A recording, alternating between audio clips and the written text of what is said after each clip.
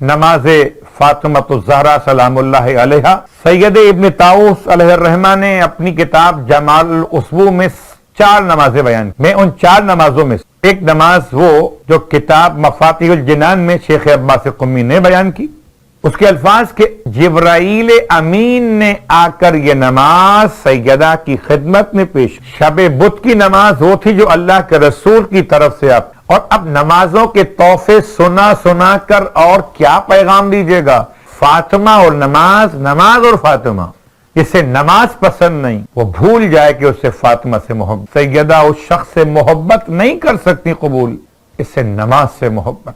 سیدہ نماز خدا سے عشق کرنے والے، سیدہ ورع الہی کی حلیفہ قرار پانے والے، تقیہ بھی آپ، نقیہ بھی آپ، رضیہ بھی آپ، راضیہ بھی آپ۔ تو بھول جائے کوئی مومن اور مومنہ اپنے آپ کو کہلوانے والا کہ وہ فاطمہ کا ماننے والا، اور نماز چھوڑ، نماز سے محبت نہ۔ کیسے ممکن ہے کہ سیدہ کے چاہنے والے حجاب چھوڑ؟ نماز کی مثالیں تاکہ آپ کی مشکلات اور پریشانیاں دور ہوں سیدہ کے وسیلے اور آپ کے نام کی برکتوں سے۔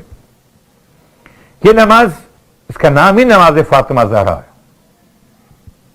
شیخ عباس قمی نے کتاب مفاتیح الجنان میں اس نماز کو اس طرح بیان کیا: 2 رکعت نماز، اور 2 رکعت نماز میں رکعت اول میں الحمد کے بعد 100 مرتبہ سورہ انا انزلنا۔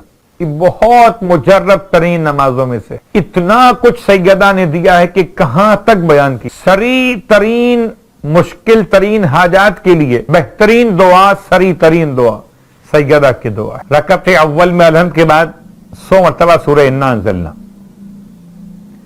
اور رکعت دوم میں الحمد کے بعد 100 مرتبہ سورہ اخلاص۔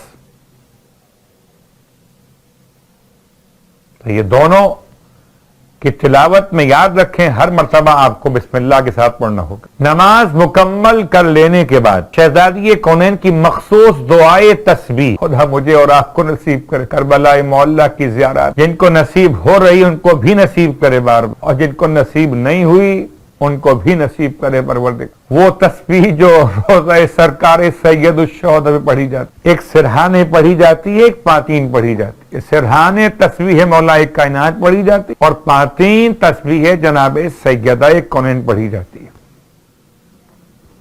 اس کا پہلا جملہ ہے سبحان ذی العز الشامخ المنیف الی آخر تسبیح۔ یہ تسبیح آپ کو ملے گی کتاب مفاتیح الجنان میں، نمازوں کے چیپٹر میں، پہلے ہی باب کے اندر، کہ جہاں نمازیں معصومین کی بیان۔ اس میں بعض علماء نے اختلاف کیا کہ اس نماز کے بعد پہلے تسبیح پڑھیں، وہ جو تسبیح ہم پڑھتے ہیں ہر نماز واجب کے بعد، اللہ اکبر، الحمدللہ، سبحان اللہ، اس کے بعد درود پڑھیں 100 مرتبہ، پھر یہ تسبیح سبحانہ ذی العز الشامخ المنیف والی، اور اس کے بعد اب میں پھر پردے کی بات کروں بیٹیوں بہنوں کے لیے، ماؤں کے لیے، کہ یہ عمل جو انجام دینا چاہیں تو بالکل سخت ترین حجاب کے ماحول میں انجام دیجیے، اور مردوں کے لیے تو مشکل نہیں ہے۔ جو جملہ بیان کر رہا ہوں وہ کیا ہے؟ شدید ترین پریشانیوں میں آپ نے یہ عمل انجام دینا ہے، اور آخر میں سجدے کی حالت میں یہ تسبیح پڑھ لی، اس سے پہلے درود پڑھ لیا، اس سے پہلے تسبیح سیدہ پڑھ لی،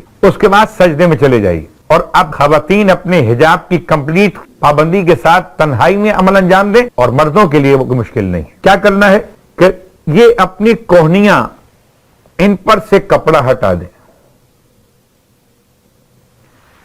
اور اپنے دونوں گھٹنوں کے اوپر سے کپڑا ہٹا دیں۔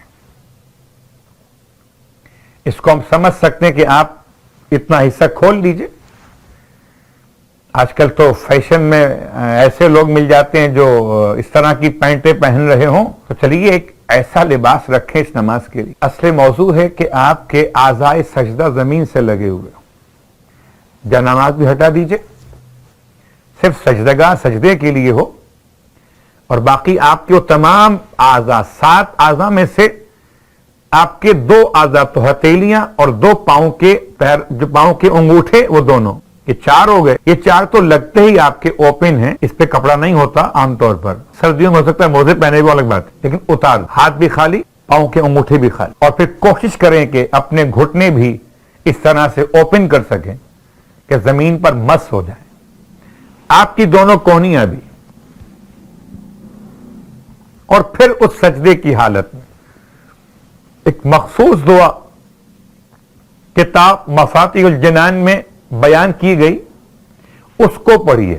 یعنی انتہائی خشوع کی حالت ہو گئی. ایک مسکین، اس کے کپڑے پھٹے ہوئے، ایک مجبور ہو گئے، بس اتنا مسکین کہ زمین پر اوندے منہ پڑا ہوا ہے، اور اتنا غریب ہے کہ اس کے اور زمین کے درمیان کوئی اور چیز موجود نہیں ہے، کونیاں کھلی ہوئی، اس کے گھٹنے کھلے ہوئے. اس حالت میں اپنی حاجات پیش کیجئے.